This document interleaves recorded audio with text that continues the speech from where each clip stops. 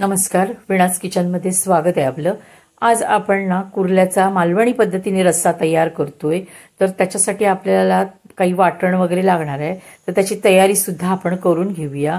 तर ह्यांना आपण पहिलं साफ करून घेतलं।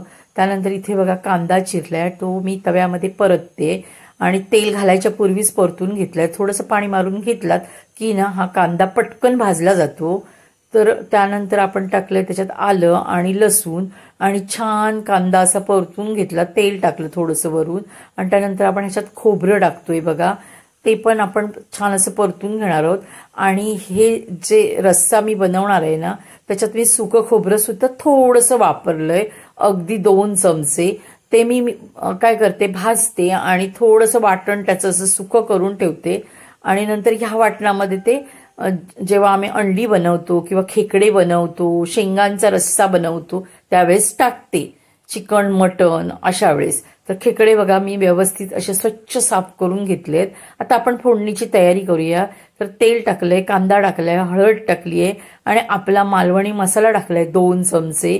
आपला जो मालवणी मसाला आहे तो खूपच तिखट आहे आणि तुम्हाला मी नेहमीच सांगते की वाटणामध्ये आपलं आलं आणि लसूण असतंच, त्याच्यामुळे सेपरेट घालायची काही गरज नाही आम्हाला। तर आता मी चांगलं असं परतून घेतल्यानंतर मी वाटण ओतते त्याच्यामध्ये आणि ते सुद्धा छान असं फोडणीत परतल्यानंतर मी खेकडे ओतते हे बघा, आणि तेही छान असे परतून घेणार आहे मी।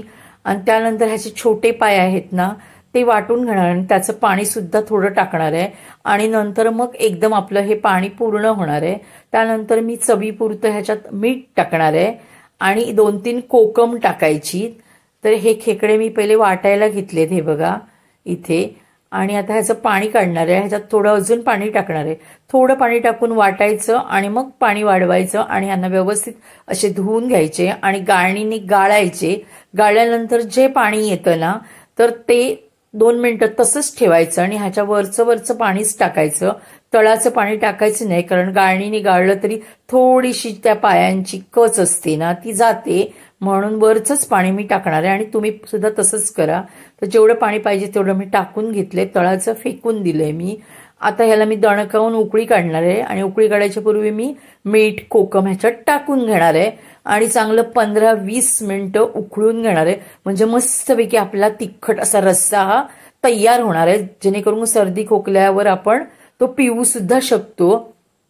तुम्ही माझ्या चॅनेलवर नवीन असाल तर माझ्या चॅनेलला लाईक, शेअर आणि सबस्क्राईब करा, म्हणजे तुम्हाला मालवणी पद्धतीच्या सगळ्या रेसिपीज इथे मिळतील।